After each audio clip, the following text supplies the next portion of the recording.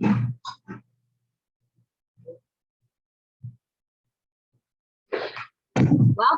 I'm so glad that you're here. I'm truly excited to share this stage with you, to pour into you so that we can grow and elevate together. Are you ready? No, not yet, because you know what's missing? No, you're not missing because you're here. But what's missing are the instruments that you need to make sure that you're going to be able to craft your blueprint, your framework, or your success by the end of this talk. So I need you to go grab a pencil and piece of paper, or if you're in front of your laptop, I need you to open up a new browser or a new Microsoft Word or Docs file. I need you to grab that iPhone and open up your audio file or your notes section, or if you don't have an iPhone, open up the Android, download the app, whatever you need to take notes, because this is a hands-on interactive workshop in a small amount of time that we have, but it's going to be impactful and engaging. Are you ready? You have it? Great. It is time to go deep. Most preparatory programs today are geared towards students in their latter years versus their formative years. Latter meaning junior and senior year versus middle school. You're wondering why, right? Mainly because it is a theory, and sometimes in most cases true, that students that are older have more intellectual prowess, maturity, and depth to understand the content being thrown at them. We know that to be true and not, because you could very well run into a 16 or 17-year-old that may still have a maturity level of a 9 and 10-year-old, or even worse, younger. And because that is the approach to most programming, and this is where we missed the mark. I want to talk about a topic that's near and dear to me, and it should be you as well. And it is truly regardless of anywhere a person live, or the color of their skin, or their race or religion or gender or affiliation, and that is poverty, right? Poverty is limitless, is boundless, is ageless. But it is true, it is real. It is something that we deal with each and every day of our lives. I mean, simply to wake up is a blessing, but what causes some people not to necessarily wake up and thrive is the current situation they're in, not just from a socioeconomic status, but also a mental state. And so if you do a little research in poverty and those living below poverty, you will find a commonality, mainly in the urban market or the urban community. But again, it can be in any community. It's just oftentimes hidden. And those commonalities are 3 categories of individuals that are currently living below the poverty level. You taking notes? Category number 1 are females ages 25 to 34. Yes, females 25 to 34. Category 2 are females ages 18 to 24. Category 2 is females ages 18 to 24. And then the third category are males ages 18 to 24. So let me recap real quick. 3 categories of individuals living below the poverty level. 1 are females ages 18 to 24. 2, females, number 1 is 24 to 35. I apologize. Category 2 are females ages 18 to 24. And then the third category are males ages 18 to 24. That's a lot, right? Because that's our future parents, current parents, and then our teens fresh out of high school, and what we would hope to be the best years of their lives.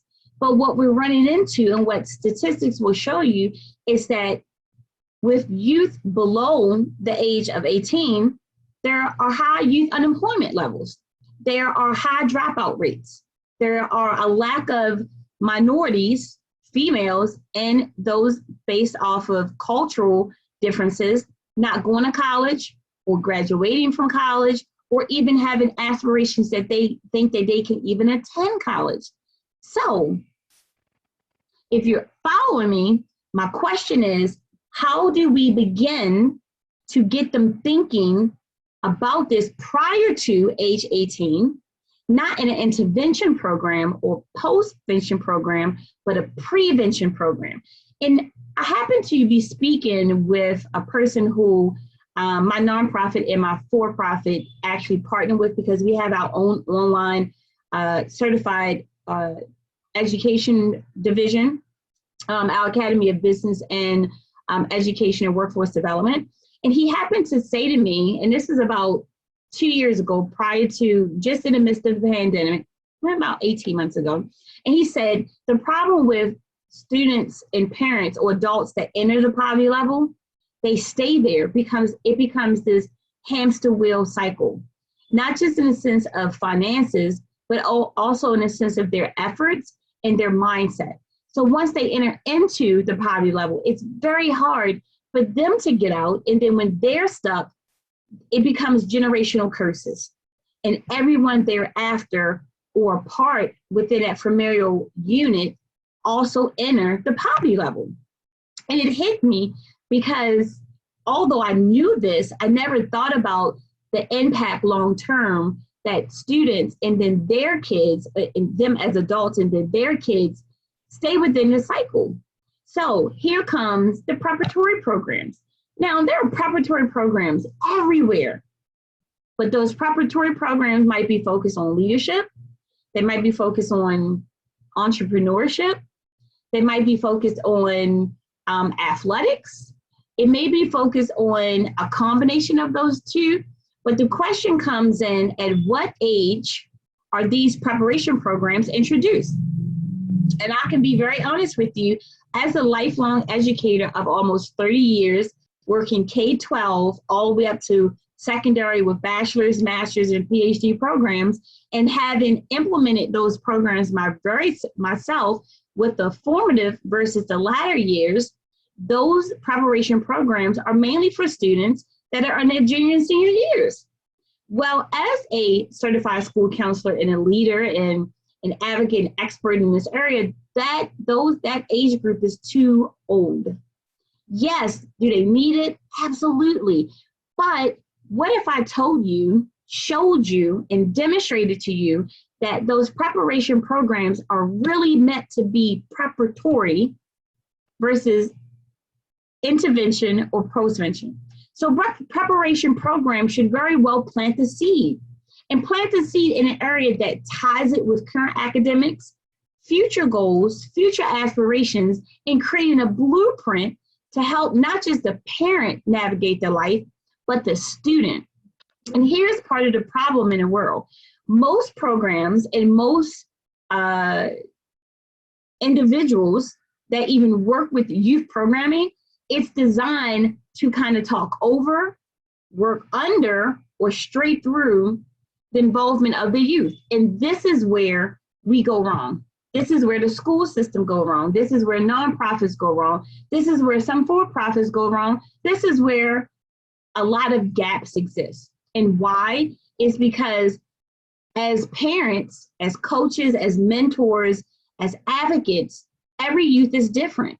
This is an initiative that school systems and school homeschooling programs want, is for students to be mature, to students to be more responsible, for students to be more disciplined, for students to be more vocal, for students to lead versus always following, to have self-awareness of who they are and what they want. But if we want it, but not teach them, navigate, and instruct them, how will they ever break out those shells?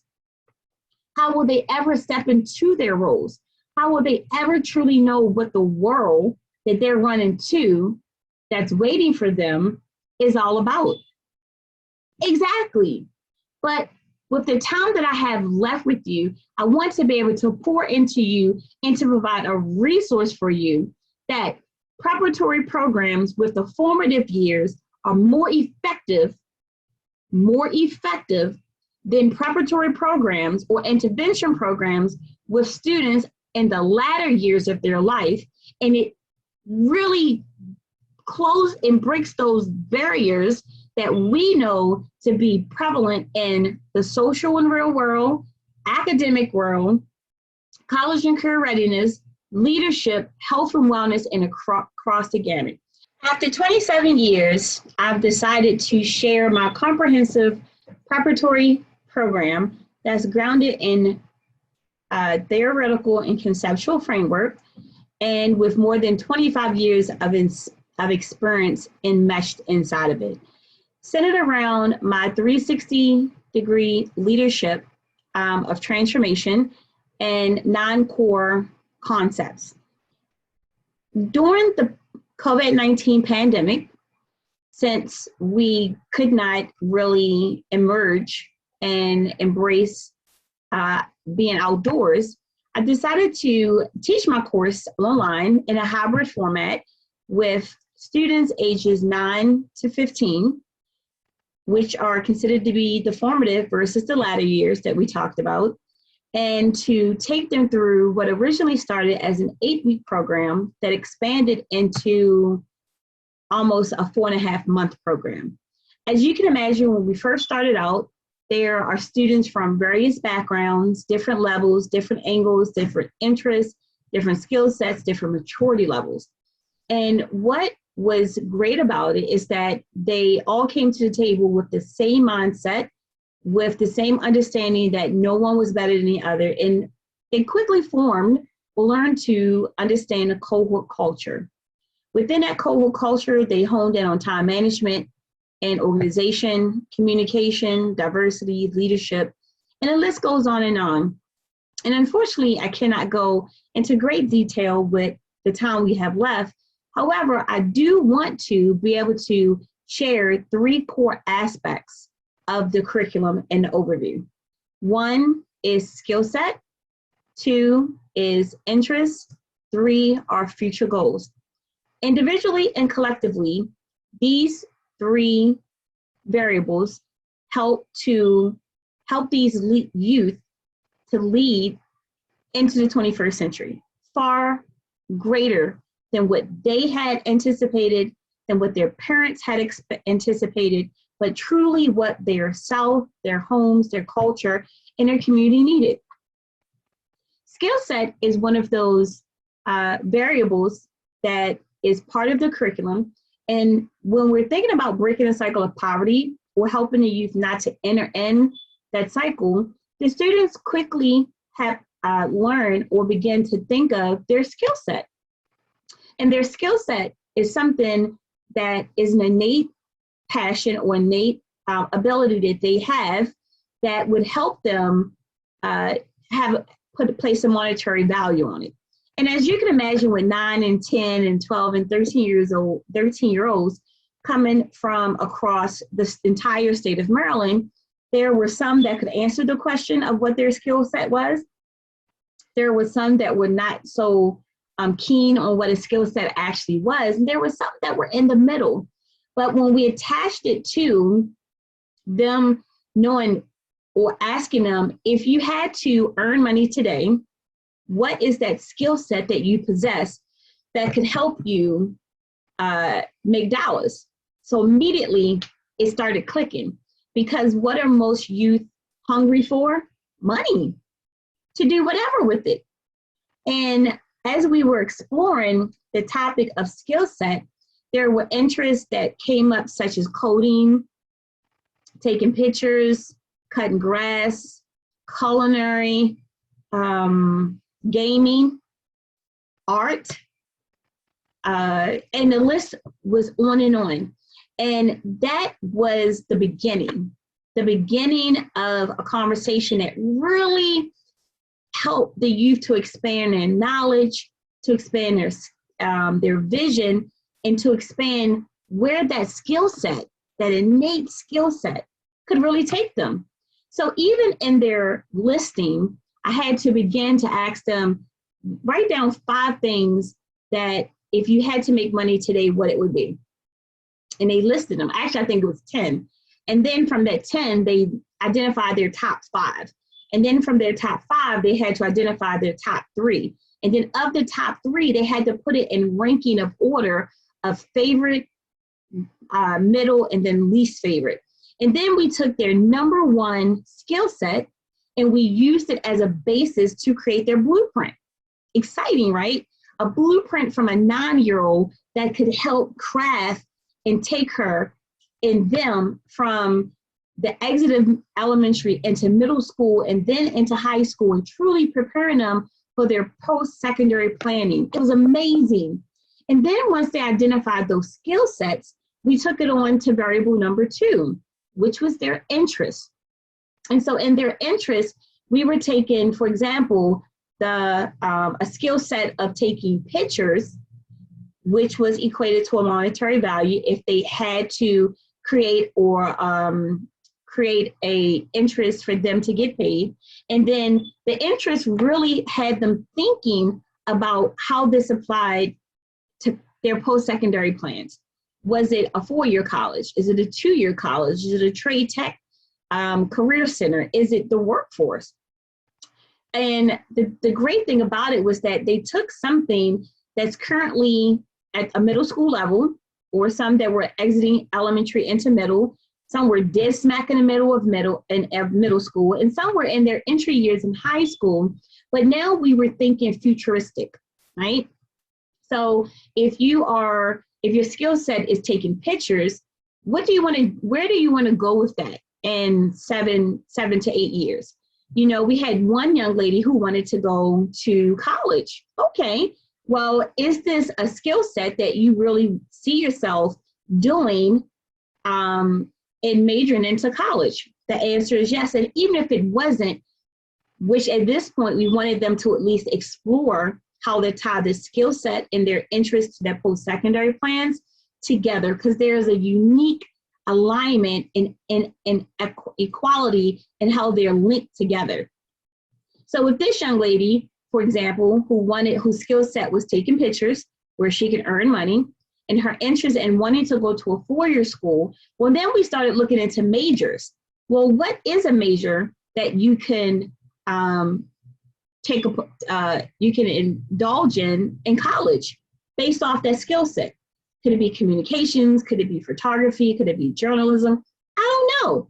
Great. Now that we have that interest and we have that possible major, which now they're learning about majors, the question is now, do you want to go in-state or out-of-state? Well, of course, most students want to, they want to run from home.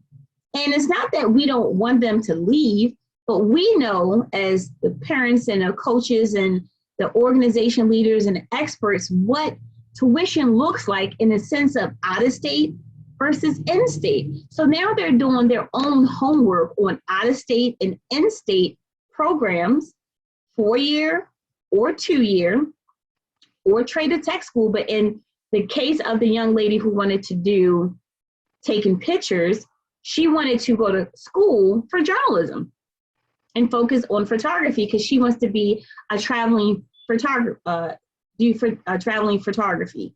Makes sense. But what else could she do without just photography? Because photography isn't a major in college, but she equated it to journalism. Well, guess what? Now we have the skill set, we have the interest on a post-secondary plan. So now we're filling in a gap for her. And in her case, she actually was creating that pipeline. So her interest is photography, write that down, photography skill set. I'm sorry, her skill set is photography, taking pictures. Her interest was going to a 4-year college to major in journalism. Now, how do we relate that to their current academic pathway?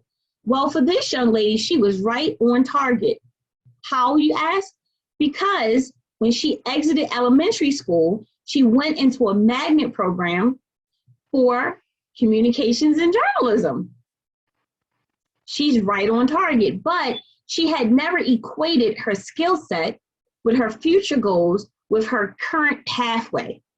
So unbeknown to her, she was right on target for what she had a skill set in, what her interest was. I'm sorry, what she had what she identified as her skill set and what her interest was in terms of her post-secondary plans.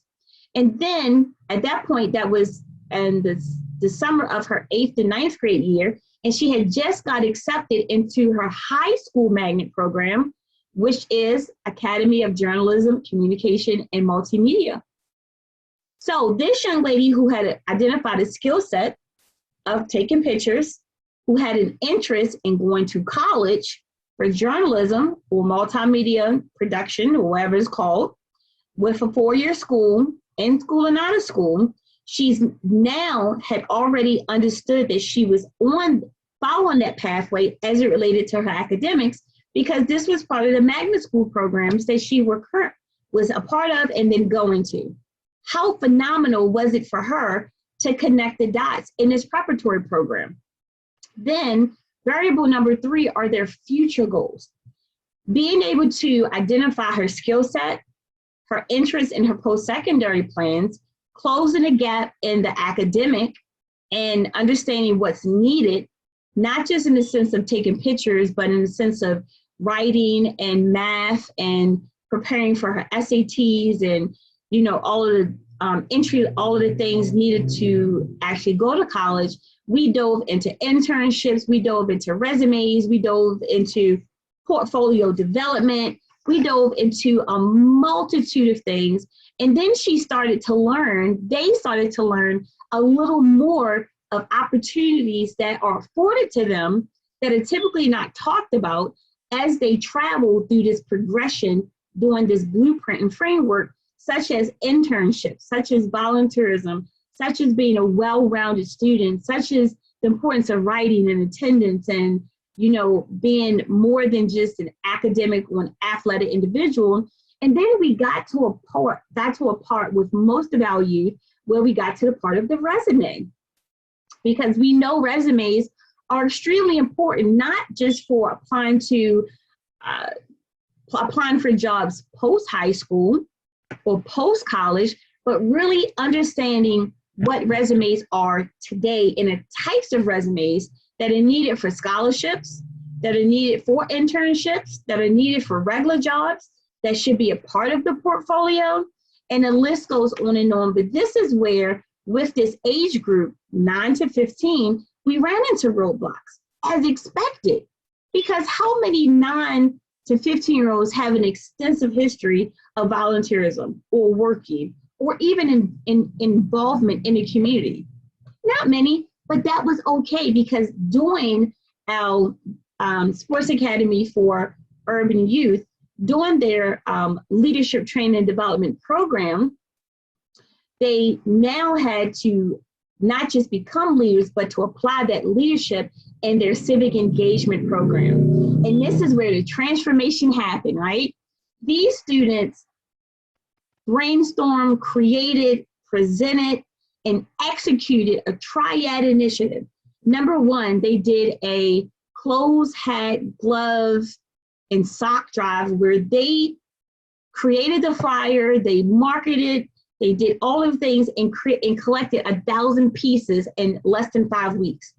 Then they learned in the second part of that civic engagement program and was focused on doing a virtual fundraiser that focused on health and wellness, and got people across the US involved in a 5K run and a 1-mile walk. And then their third initiative was this health and wellness community give back event where they adopted a local daycare center, and they had this big community wellness give back activity. And because of that, they receive local, county, and state awards from the mayor, the county executive, and our local sitting governor of the state of Maryland for an award-winning program and award-winning efforts that positively impacted the underserved and underrepresented communities in Baltimore City, Baltimore County, and PG County, Maryland. 9 to 15 years old. So when we're thinking about preparatory programs that will help to break the cycle of poverty and to help them advocate, lead, and increase their civic engagement along the way based off their blueprint that they created based off their interests, skill set, and future goals. Comprehensive, I wrote it, and it's now available to you through my book and my workbook.